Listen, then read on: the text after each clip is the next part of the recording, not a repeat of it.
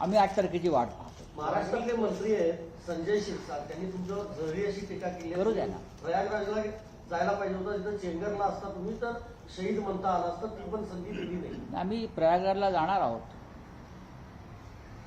काल प्रधानमंत्री मोदी जाऊन आले. आम्ही कामाख्याला नक्कीच जाणार नाही रेडे कापायला, पण आम्ही श्रद्धावान हिंदू आहोत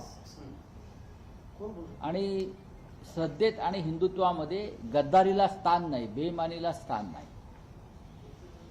तुमच्या राज्यामध्ये छत्रपती शिवाजी महाराज हे औरंगजेबाला लाच देऊन सुटले,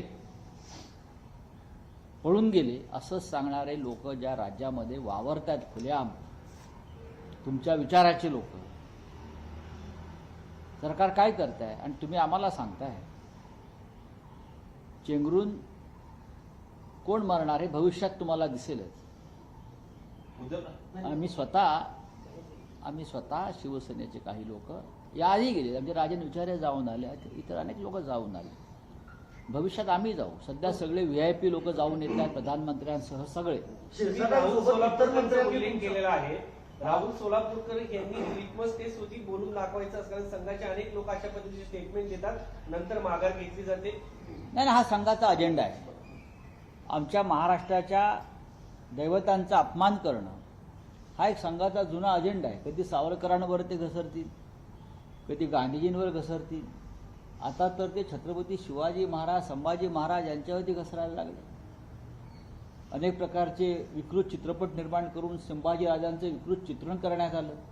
काय करताय सरकार? या सरकारनं खरं म्हणजे चिरडून मारावं अशी परिस्थिती. उदयनराजे भोसलेंनी काल म्हटलं गोळ्या झाडाव्या त्यांना औरंगजेबाची औलाद असंही म्हटलं. नाही, मग त्यांनी स्वतः त्याची पूर्तता करावी ना. ते राजे आहेत, ते राजे आहेत. आम्ही त्यांचं मार्गदर्शन नेहमी घेतो. मग कोल्हापूरचे महाराज असतील किंवा सातारचे महाराज असतील, त्यांचा संताप आम्ही समजू शकतो. ते राजे आहेत, आम्ही प्रजा आहोत शिवाजी महाराजांची. आम्हाला अधिक तळमळ आणि तिडीक आहे. शिरसाटांबरोबर इतर मंत्र्यांनी तुमच्यावर टीका केली, ती सांगतो. दादा भुसे म्हणतात तुमच्या डोक्यावर परिणाम झालाय. प्रवीण दरेकर म्हणतात तुम्ही किळसवाणी वक्तव्य करता.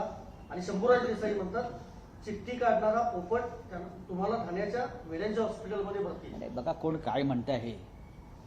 हे जे सरकार आहे यांना विजयाचं डिप्रेशन आलेलं आहे. विजयाचं डिप्रेशन हा अधिक गंभीर आजार आहे, बहुमताचं डिप्रेशन.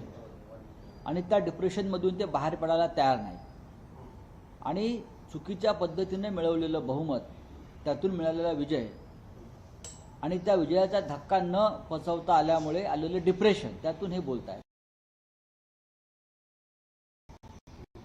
मी काय बोललो ह्या